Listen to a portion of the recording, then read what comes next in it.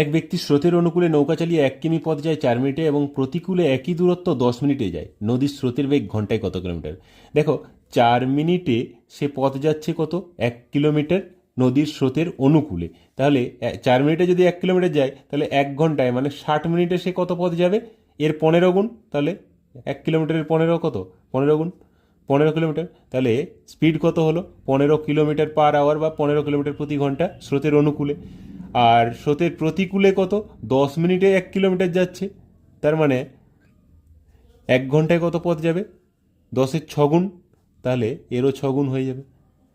তার মানে স্রোতের অনুকূলে স্পিড পেলাম 15 কিলোমিটার প্রতি ঘন্টা, স্রোতের প্রতিকূলে স্পিড পেলাম 6 কিলোমিটার প্রতি ঘন্টা।